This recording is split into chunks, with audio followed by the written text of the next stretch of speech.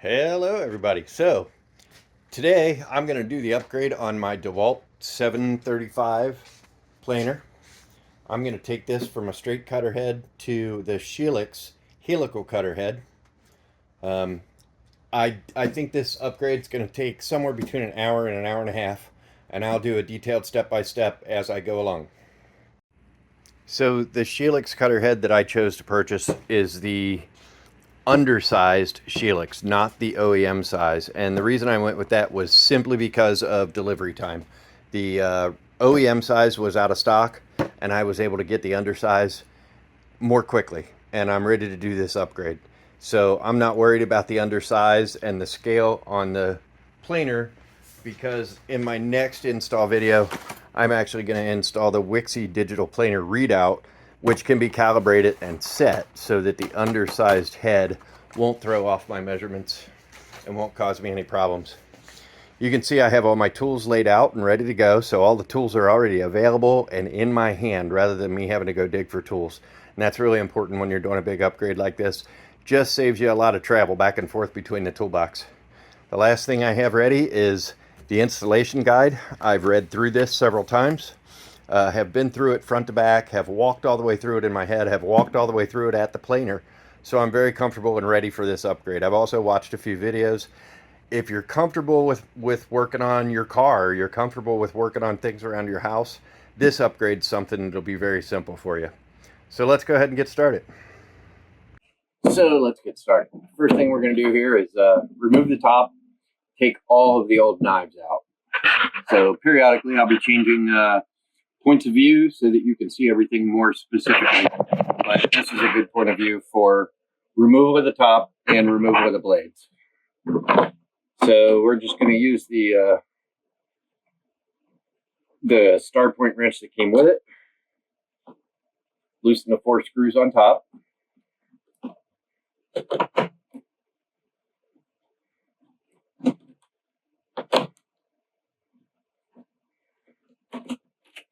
And remove the top.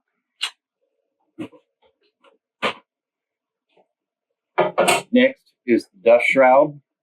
There are 3 red winged nuts in here, or bolts. Just remove all 3 of these.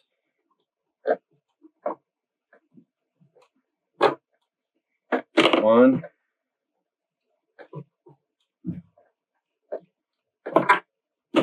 two,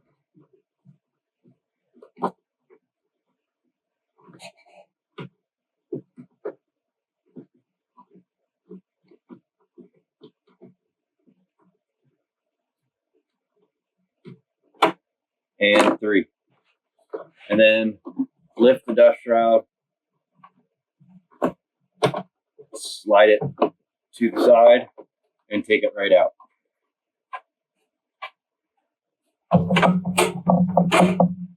Obviously, before you start all of this, be sure to unplug.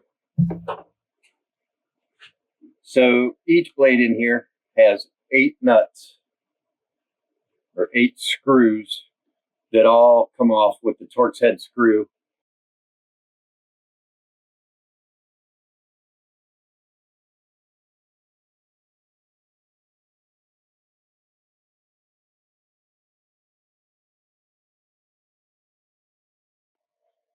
For the rest of these, I'm going to speed this up a little bit. So the tool that comes with the planer to remove these blades and remove the top is a Torx head 30. And to remove these, this is much quicker. I don't recommend torquing them back down with one of these, especially on the Shelix, because those carbide cutters can be a little brittle. So be careful about that. Nothing wrong with removing them with it, but putting them back in you want to do by hand.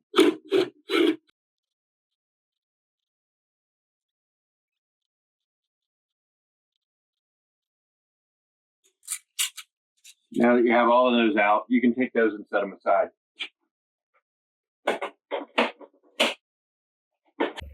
So next is the cutter head lock, which is right here. This actually gets depressed by the dust shroud when you put it on. This will not be reinstalled as part of the Shelix Cutterhead installation and requires only a Phillips head screwdriver to remove.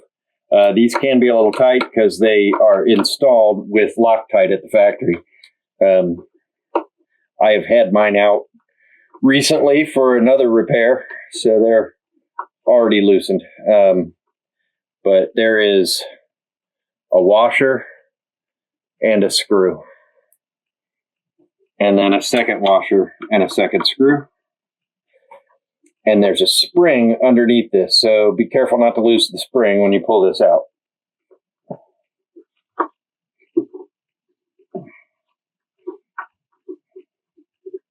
Another good thing to hold on to in case you would decide to reinstall the original cutter head at some point, or if you want to sell the cutter head, this is also something you could sell with it. And there's the spring.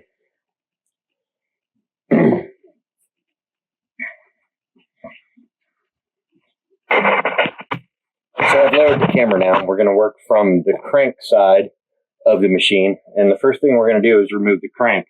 And that can also be done with the blade installation tool that came with the blade, or with the machine. That's a Torx head 30. Remove that. There is a washer on here. Don't lose it. I recommend just putting it on or putting it in the hole and setting that aside for reinstallation. Next, we're going to remove the side cover. This is 4 Torx head 30s. Each one does have a washer with it, so be careful not to lose your washers.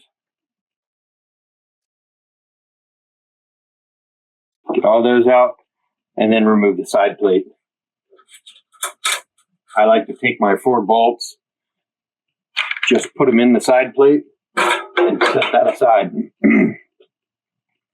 So next, we're going to remove the 2 sprockets.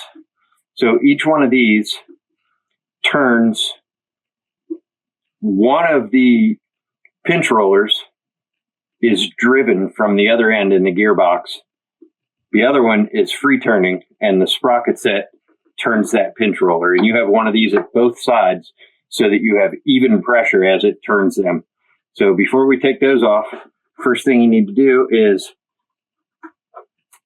take the idler arm spring off the end of the idler arm, which adds tension to the chain itself when it's running. Next, we're going to take out the Allens. Both of these sprockets are number 4 Allen head, which you can use a regular Allen wrench. Kind of prefer my sockets to these. Gives you a little more torque. I like to break them both free, and these do also have a bushing washer on both ends, so be sure not to lose your washers.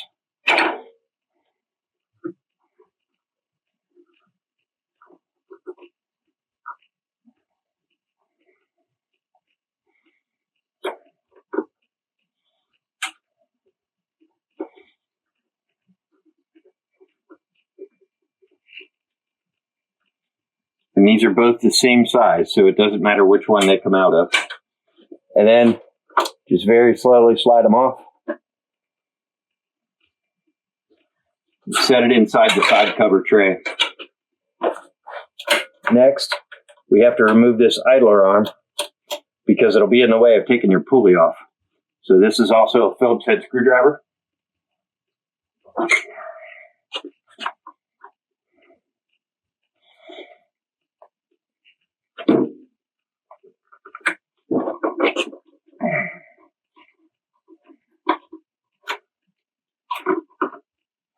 There's no washer on that. Just put them together and set that aside in your tray also. Next is the pulley.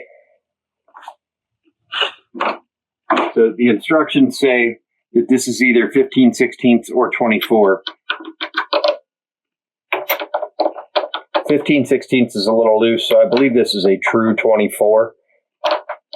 To break this free, you're going to need a decent block of wood to put down into the cutter head so that the cutter head can't turn, and then just break it free.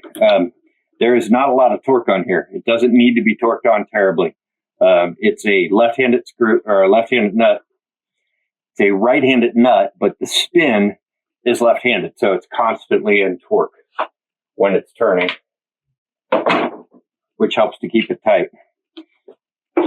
And you're going to want to get your belt off of here, and this is always a trick. I've actually had to change this belt. Taking this belt off can be quite the challenging little thing.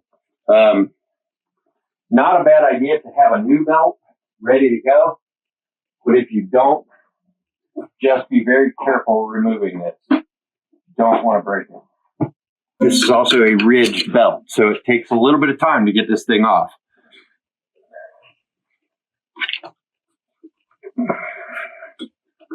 Pull it toward you and turn, and you'll start to move it outward with every turn. Try to get the next groove to follow down the grooves on the pulley, and it will work its way off almost like a screw.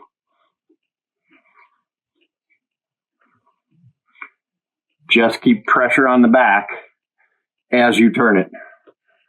So pull forward.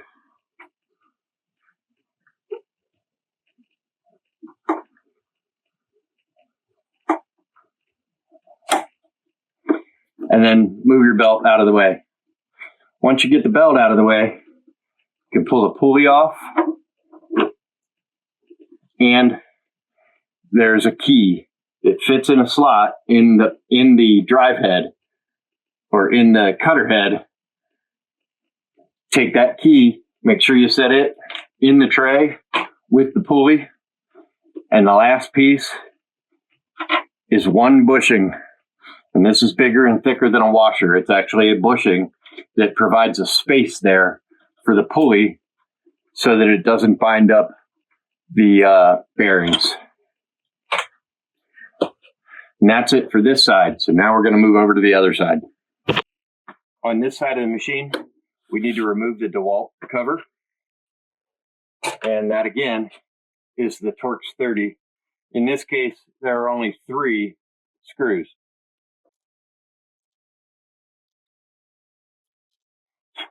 And just drop your screws in the side cover. Next thing we're going to do is remove the spring from your idler arm.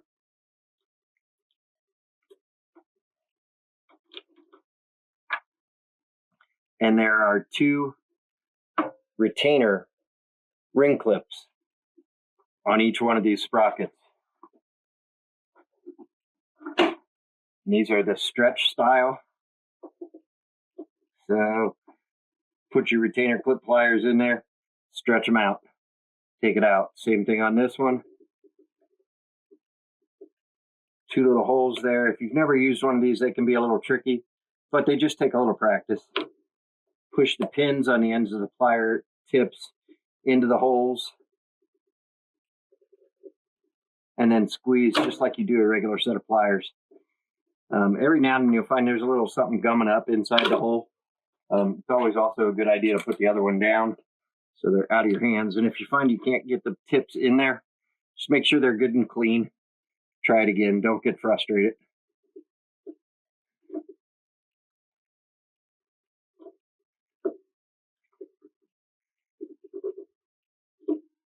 Push them in there real solid so you got good contact in the holes, and then squeeze the pliers.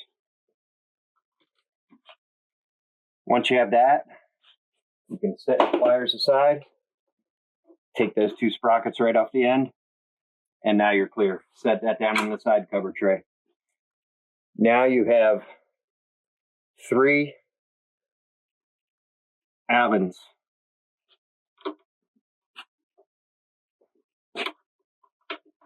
And these are 5mm Allen wrenches, or 5mm Allen bolts.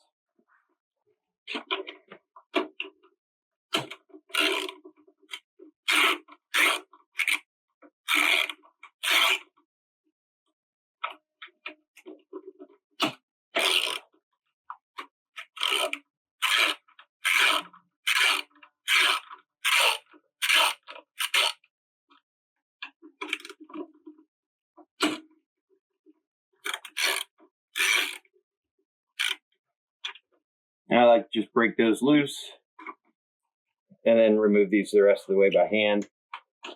Get the wrench out of your way.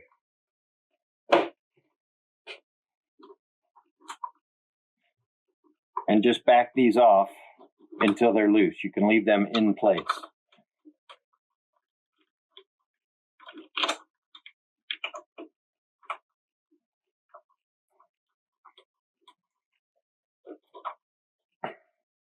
Once you have those loose, you can back the whole gearbox off. Turn it to the side. And if one falls out on you, have any problems with them falling out, you don't want to pull this all the way out because the linkage for your speed is in here. So you can just set it right here. And if your screws start to come out, just grab them, set them aside. Next thing is to push the cutter head out the other side. So next, back around on the other side where your drive belt is, there is one more retainer ring here at the head. And it works just like the two small retainer rings we had on the other side. But this one, instead of spreading it open to take it off, you have to squeeze it closed to take it off. And if you have a full set of pliers, your other set of pliers is a squeeze set. So same thing here. You're going to put the tips of the pliers into the holes on the retainer clip and just squeeze. You have to keep inward pressure on it so that you're squeezing the retainer and pulling it or keeping your tips into the holes at the same time. And this can be a little tricky. And there you go. Once that retainer clips out, you can move back around to the other side, and we're going to knock this cutter head out.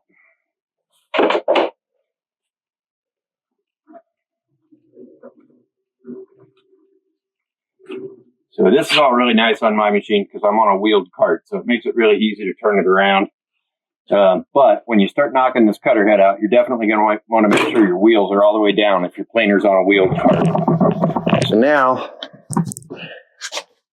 this is the end of your cutter head, and this is your little hex head on there. Want to not damage that, so we're going to use a piece of wood to put against there, and then hit that piece of wood with a rubber mallet until we knock the cutter head free of the bearing race.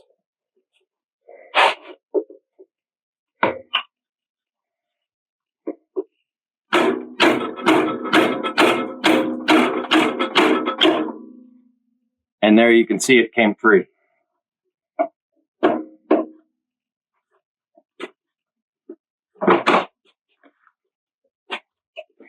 I'm going to put this back on the wheels. Now you can pull this cutter head straight out through the bearing race. And there's the original cutting head. Now if you take a good look at this, you may see some things like some holes that are drilled into it here and there. So that is very much like balancing your tires on a car.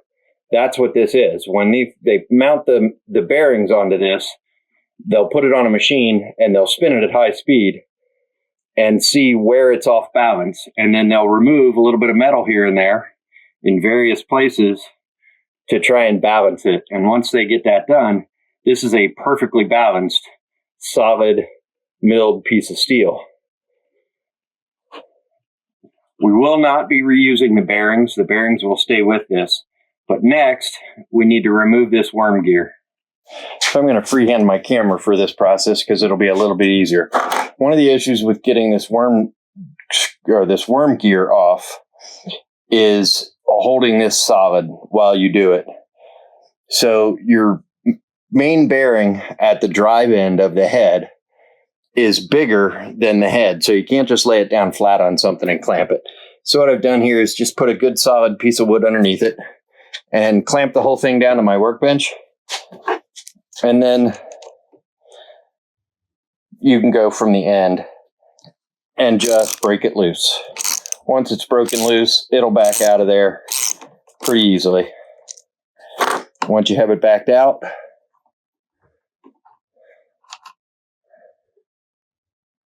you're good to go. So now we're just about ready to get the Shelix installed now that the other head is out of the way. So you can just open up your Shelix cutter head here, and what you'll find is the Shelix cutter head. They actually do provide you a screwdriver with the proper size Torx for changing out each one of the cutters, and 5 extra cutters. So now that everything's disassembled and we've removed the worm gear from the original cutter head, we're going to set that out of the way. And I have cleaned this up, made sure that the threads were clean. Now we're just going to go ahead and thread this right into the end of the new cutter head. Get it till it's finger tight.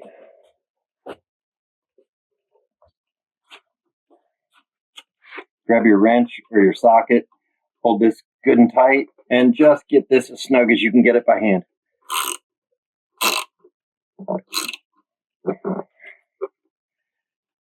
And this is full of sharp little points. So a fix for that can be just a good wadded up thick paper towel. Can give you a little better of a grip. Make sure you're seated up there real good. And your bearings are still spinning. And now you're ready to insert this. So I already took the liberty and the time to clean up the race, the bearing seats on both sides, and I wiped down the inside of the machine real good and wiped down the bearing seats real well. So now it's time to go ahead and slide the cutter head into place. So we're on the side with the drive belt. The larger of the 2 bearings goes in last.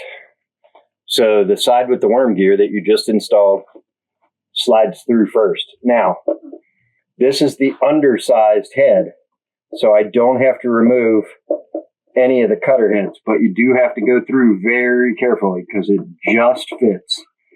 And if you scratch up that bearing seat a little bit, it's not a deal breaker because it's not a moving part, but you want to do it as carefully as possible to get as little scratching in there as you possibly can.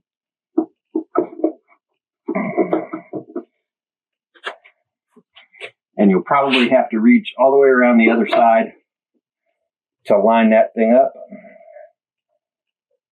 And now you're right up against it. So that's as close as you can get. Next step, you're going to need your rubber hammer again. And on this end, you need to line up and make sure you're lined up for it. And just start tapping that right on through.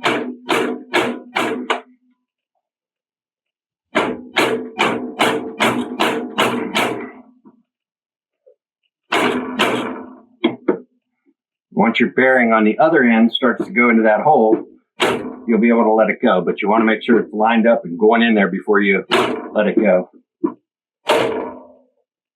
And there I am. So now you're going to just pound on that until you get it home. Now inside this bearing seat, there's a ridge where the retainer ring goes into. And there is a retainer ring that we didn't remove from the other side. So you can't pound this too hard. You won't go through. You'll go up against the retainer ring on the other side. But you want to keep going on this until that ridge is completely clear all the way around. And you'll see that you're pretty much flush on the inside on both bearings. And now I'm flush on both bearings on the inside.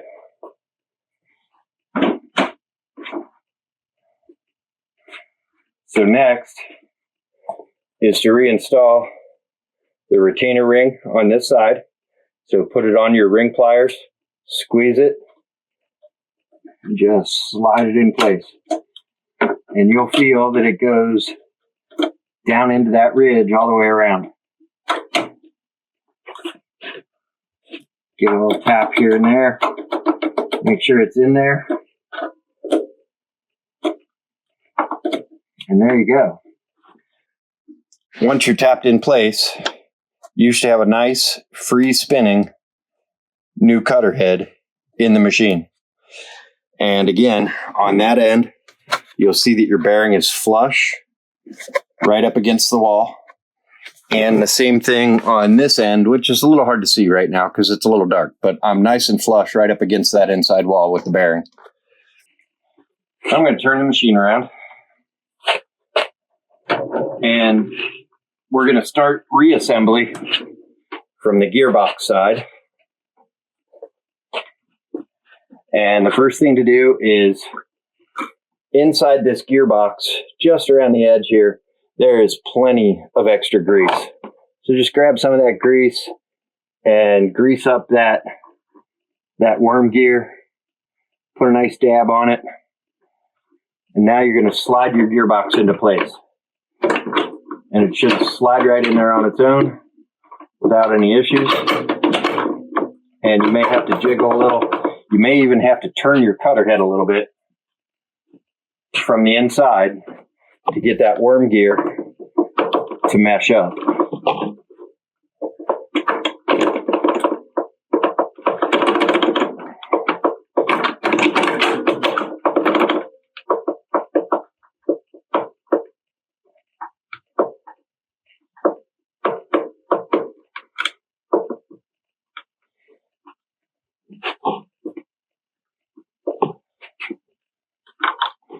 And then your 3 screws that hold the gearbox in place.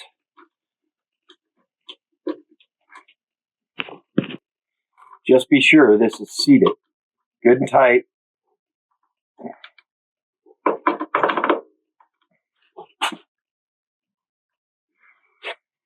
And inside, as you seat the gearbox from the other side, you have a shaft in here. This is your linkage shaft for the speed adjustment.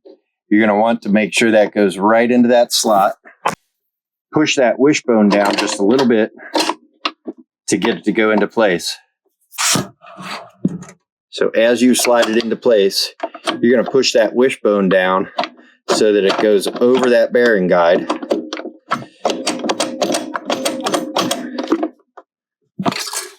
And once it's over it, you'll be able to seat that gearbox all the way in place.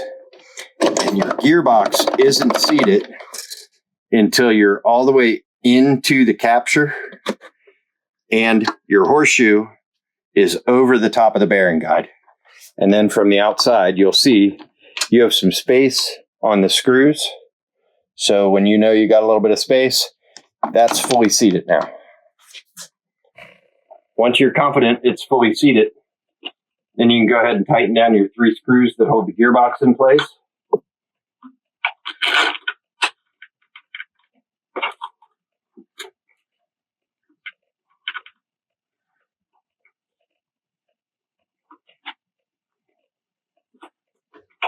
This is your number 5 Allen. And I will finger tighten these up.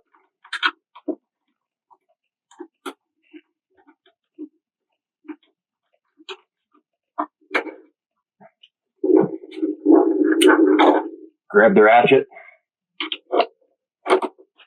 and just give them a good twist until they're good and seated.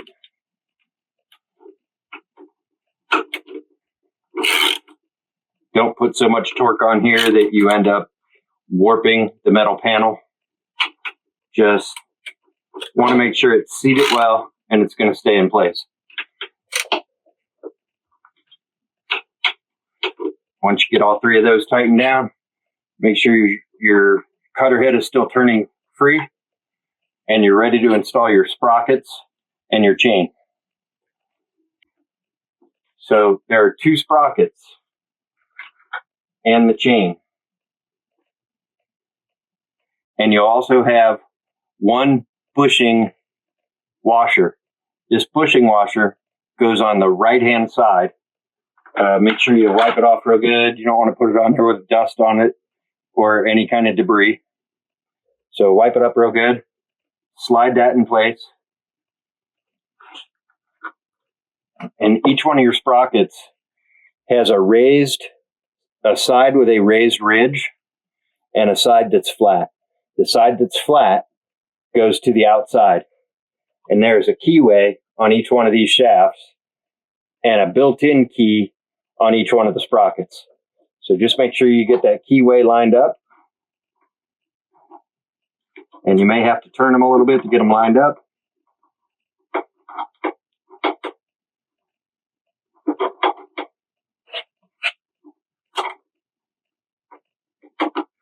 Lined up, pushed on there all the way back. And there is you again have a ring groove on here for your retainer ring. So you're going to want to grab your set of ring pliers that springs closed. Take your first ring, put the points in the holes.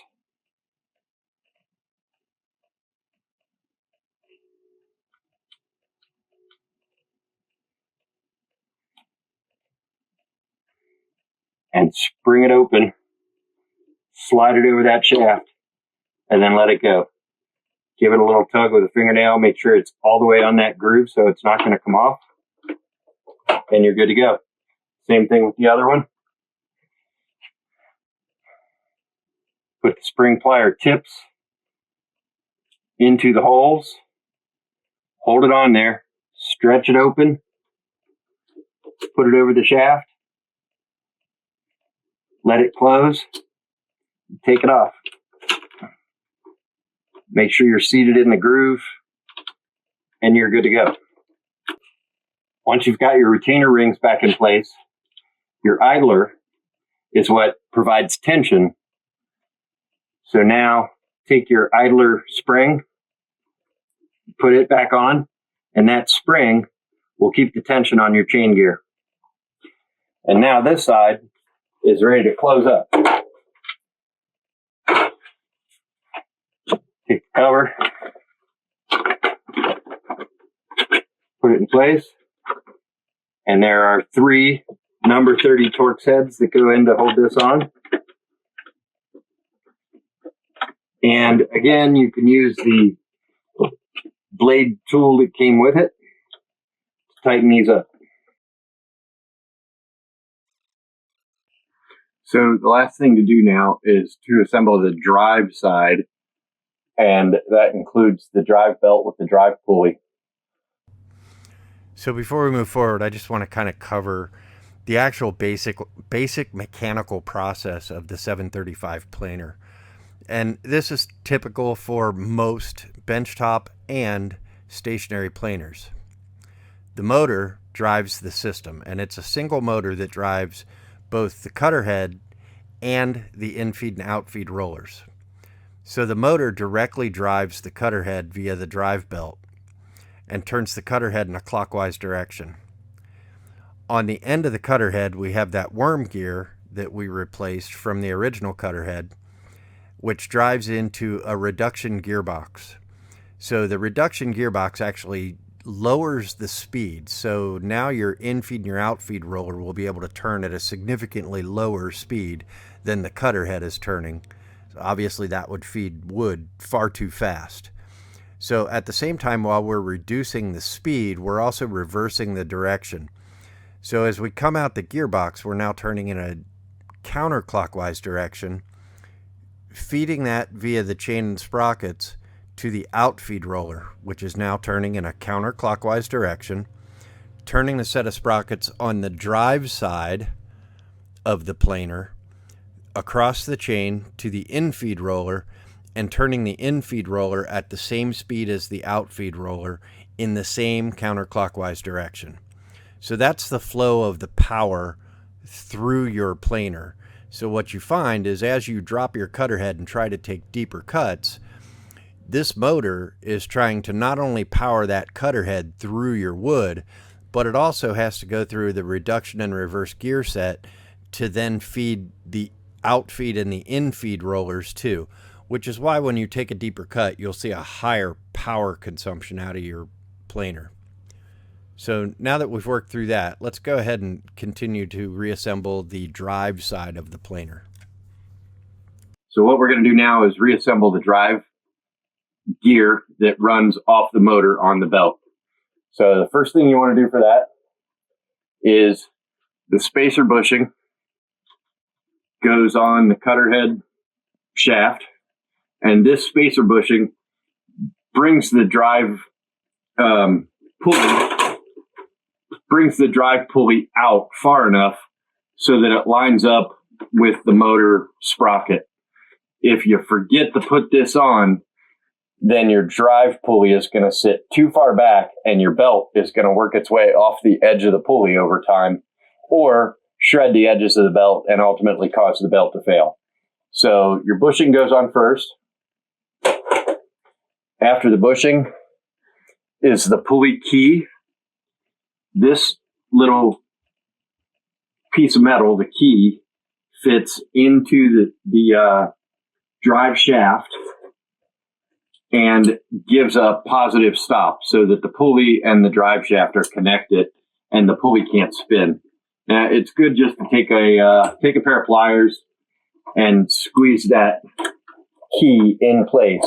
You got to get it set on there just right because it is a perfect fit down into the slot where it sits. So if you can get that started and then use a pair of pliers and just squeeze it, you'll put it right into place. It is really hard to get it in there without squeezing it with a pair of pliers or a pair of channel locks, vice grips, something, but don't damage your threads. You'll know when it's on there. If it's not on there right, you won't be able to put the drive gear on. It'll hang up right there. So once you've got that squeezed down with the pliers, you can put your drive pulley onto the main shaft and just pop it on there. And again, you'll know that that key is in place because if it's not squeezed all the way down, that drive pulley will not fit on. Once you have the drive pulley in place, you're going to put the pulley nut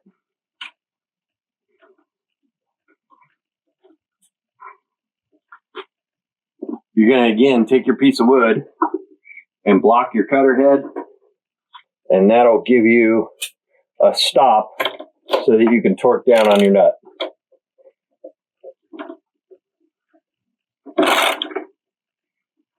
And you do want to put a little bit of torque on this, but it doesn't have to be so tight as to be difficult to turn on there. The direction of turn will keep that nut tight, and it'll tighten it over time. So once you have your pulley on, this is a pretty difficult part. Through this viewer window, you can see that your belt is in place on the drive sprocket of the motor itself. And you want to make sure that stays in place. And then make sure you take your wood block out of the way. And the best way I've found to do this is to use your ratchet with your 24 millimeter socket, put it right back on there, and start your belt on one side. And as you do it, just try and keep it on the pulley all the way around. And all you really need to get is one or two of those of the splines on the belt to get onto that pulley. And once you've got one or two splines on the pulley all the way around, then you'll be able to start working back on the pulley. And it doesn't matter which direction you're going to turn, whichever way is going to work for you to be able to get that belt to wrap all the way around, but you have to keep pressure on it while you turn it, or it'll pop right back off on you. And there I go. So I got a little bit better than half of that on in one shot. So now I got to work it back. And the best way to do that is just to push back on the belt while you continue to turn the pulley. Push backward and it'll go one ridge at a time. It'll work its way onto the pulley. Now, as I get back to this last spline, I can already see that up here on my drive sprocket, my belt worked its way off while we were trying to get it on. So you're going to have to remove this little viewer window to be able to push that back on. And that is, again, the 30 millimeter Torx that came with the planer for changing out the blade. And this is a simple cam lock. Give it a quarter turn and it'll come right off. So once you have that little viewer window off, you can continue to turn this. I find it easier to push back on this from the top, again, as you turn the drive pulley, and just work its way back, one spline at a time. And you can do the same thing down here and get your last set of splines onto the drive pulley, and that'll also help with the drive sprocket up at the top, because your belt is now working its way back. And just keep working back and forth, or the two pulleys. And now on my drive sprocket, I'm fully engaged again, and I have one belt spline left down here. So we're going to do the same thing down here and get that last one in place.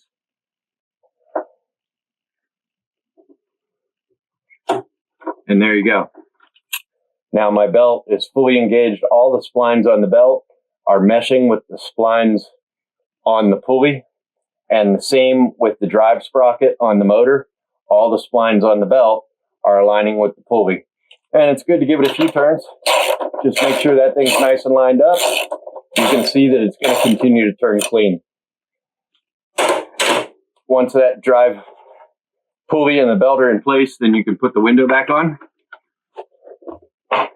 And a quarter turn, and you're locked back in place. So next is your idler arm, and this is what puts tension on your chain mechanism. To remember which way this goes on, there's a small hook on the bottom of this that the spring connects to right here. That hook needs to be pointed down, which means the idler wheel faces in toward the pulley. And this is just a Phillips head screw. You can go ahead and get that started by finger tightening it on there. And then grab your Phillips head screwdriver and drive it home.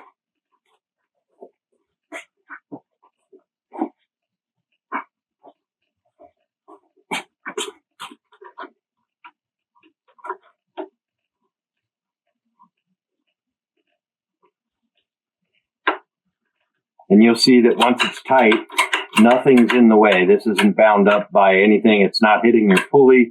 It's not anywhere near your belt. It's completely free to move.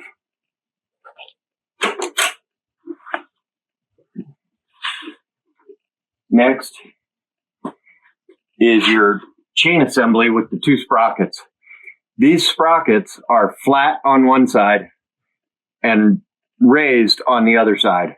The raised side goes to the back, the flat side toward you. Each sprocket has a key machined into the sprocket itself, and the two feed roller shafts have keys machined out of them. So those just line up. You can put one in first, start it, get the idler out of the way, and if you need to turn the shaft a little bit, you can turn the shaft until the key lines up.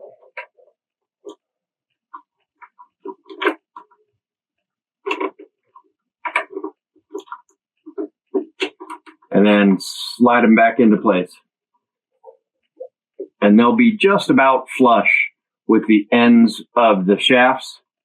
And you'll see that your idler wheel sits directly on the chain.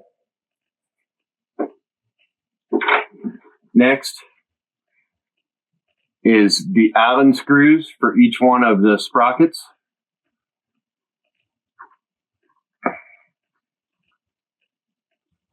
And go ahead and just get those started, put them in place.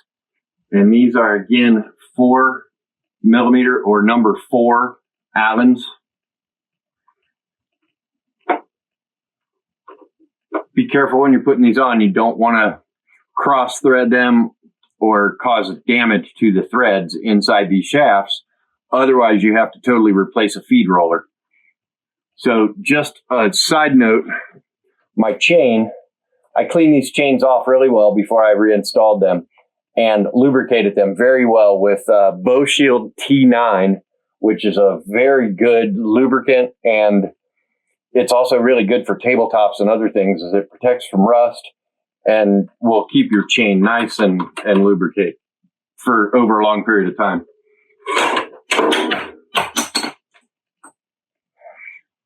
So grab either your Allen wrench or your ratchet with an Allen on it and tighten both of these down.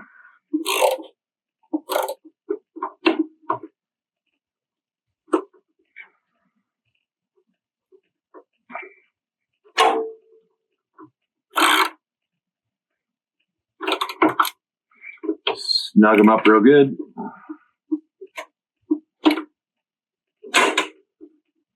Last is going to be your idler spring.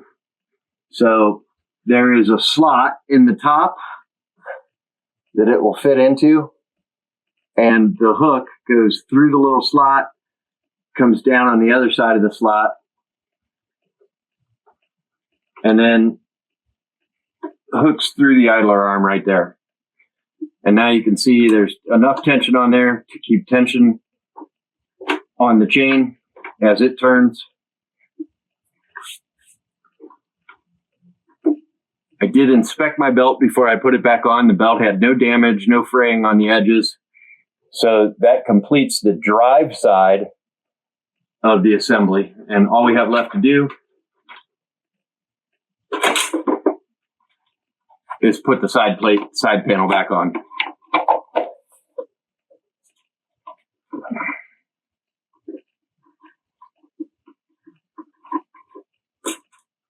And this is 4 Torx 30s.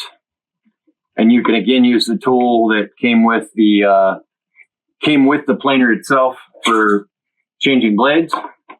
There are quite a few Torx 30s on the case overall, and that it's nice that it was designed that way because the DeWalt wrench that came with the planer is useful in a lot of places, not just the old blade set, which we obviously won't need it for anymore after this upgrade. But there are a lot of other screws on the machine itself that are Torx 30, so you're going to want to hold on to this. Just keep it right back in the top, in the position or in the holder that's designed to keep it in.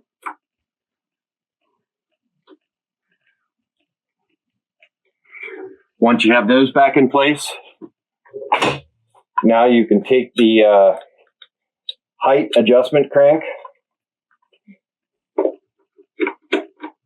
turn it until it fits over the keyed shaft.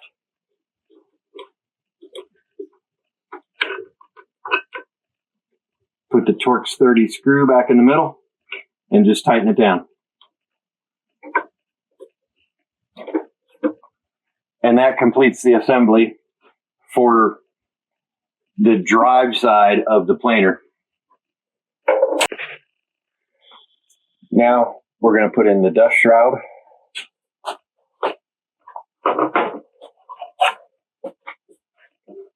This is just the reverse of the process that you take it out.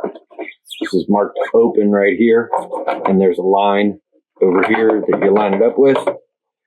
Put it in place, slide it in, and twist it down.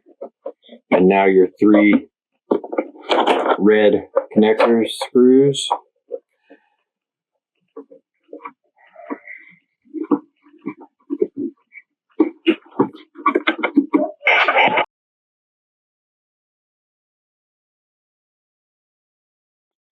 And lastly is the top cover.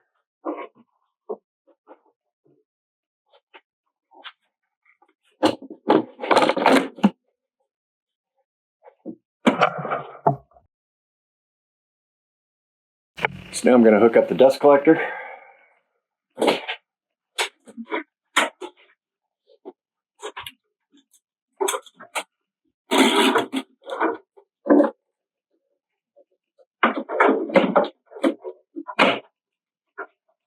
And power cord.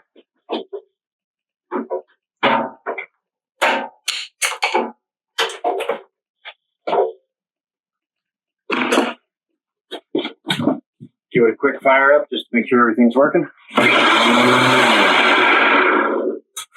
Sounds good. Definitely has a little bit different of a sound.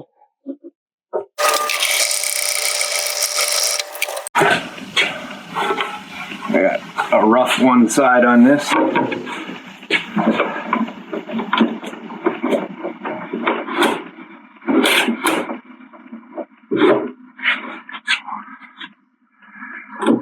And let's go ahead and run the first piece through.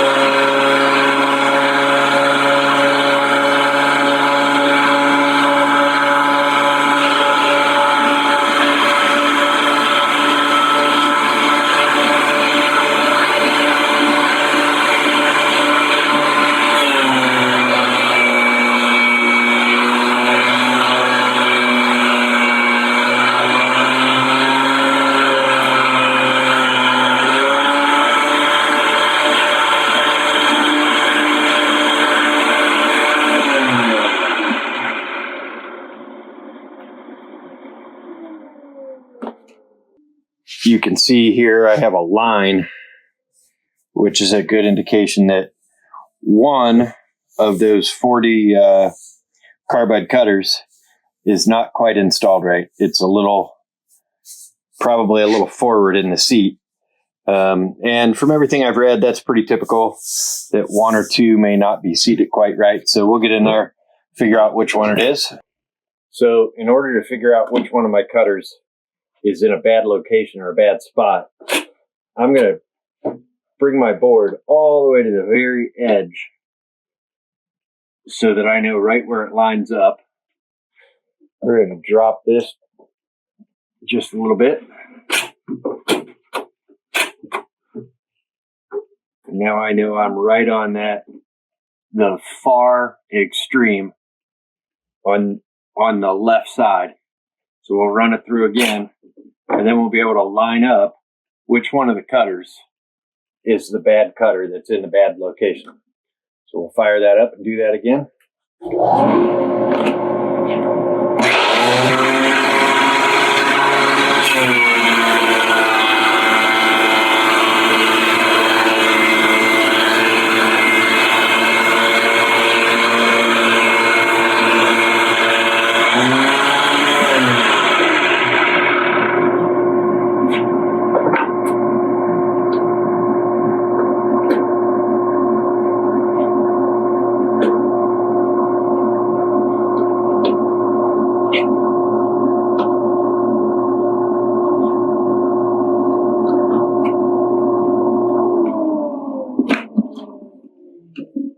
Now with the board back in that spot, lined up all the way, referenced all the way against the far left side.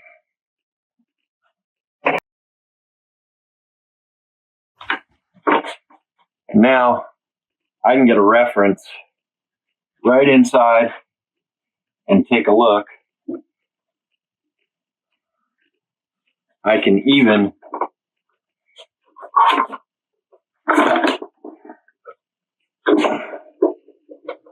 lift the machine up a little bit and slide that board through, because I can see past the cutter head to where the bad line is. And just to make it a little easier to see,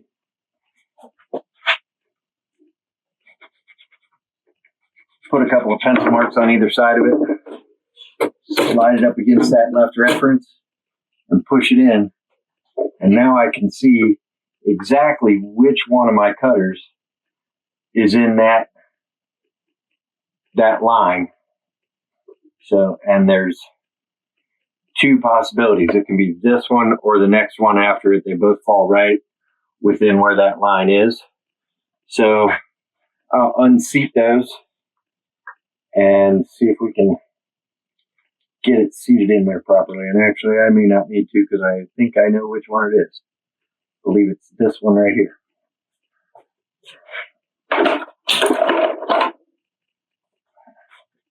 So I could feel a ridge on the back of that where there shouldn't be. So it was pushed too far up against the back. when it was installed and it didn't seat properly.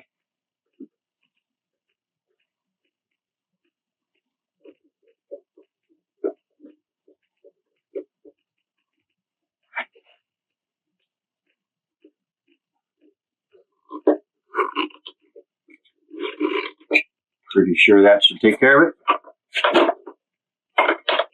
So I'm going to use a Sharpie and mark on the one that I just reseated, so I know which one it is.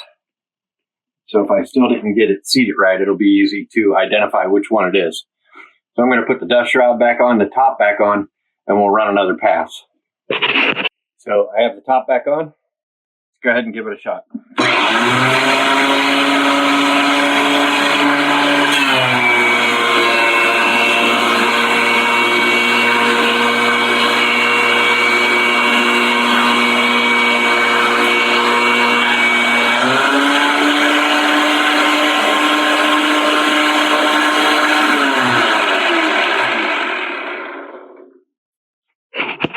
So now this looks great.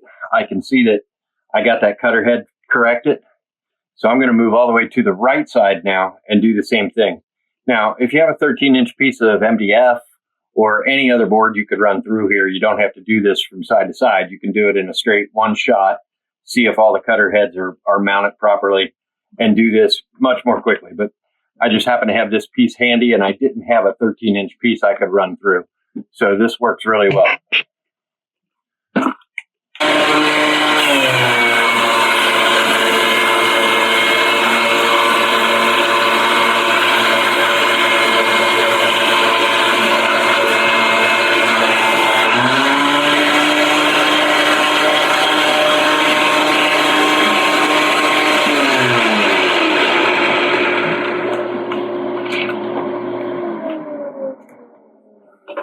And you can see now that all of those cutter heads are engaging exactly the way they should be. I've got no lines on here. This finish is just amazing. I have to give credit. Everything I've heard is that this comes out like a 220 sanded piece of wood, and they're absolutely right. The difference between this side done on this set of blades and this side done on the street cutters is it's night and day. It's a major difference between the two. So the last thing I'm going to do right now is pull this back off. Now that I know all my cutter heads are where they should be, I'm going to make sure all three of my dust shroud nut bolts are in.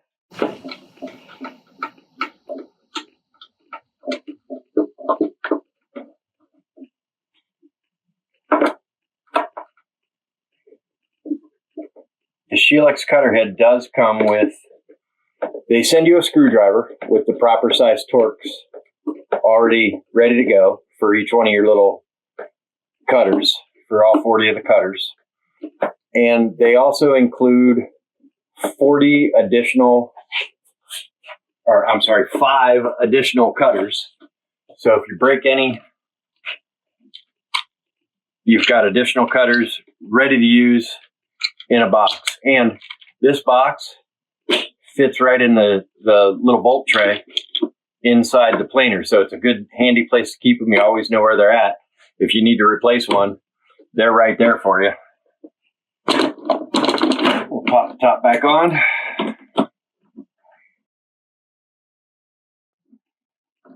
Now, the last thing that I haven't tested yet is the speed gear. So this is a 2-speed planer. You've got a rough pass and a finish pass that runs through much slower. When you disassemble the gearbox on this side, there's always the possibility that all of that linkage didn't seat up properly. So now I'm going to test to make sure that I can change between high speed and low speed. And once I know we can do that, we're done. Drop the cutter head a little bit.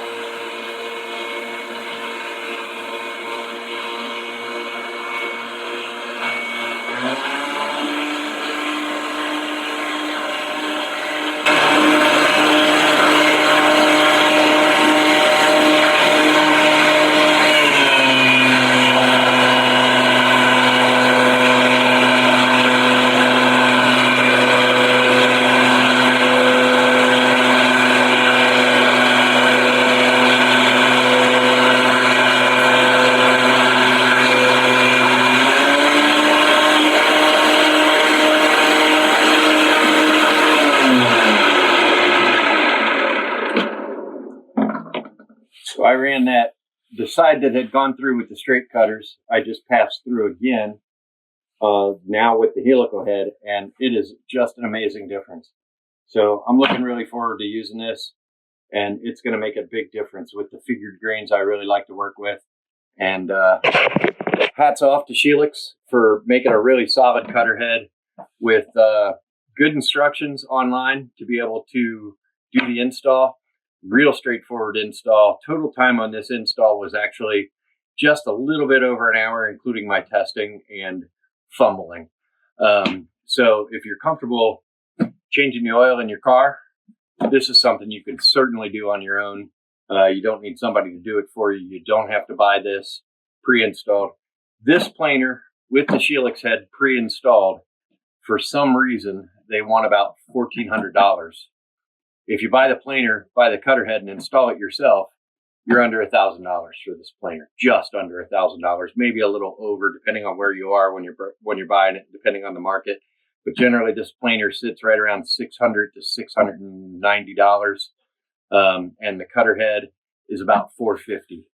So I definitely recommend, if you want to save a few dollars, you save $300 to $400 by doing this install yourself on a new one if you happen to buy a new one.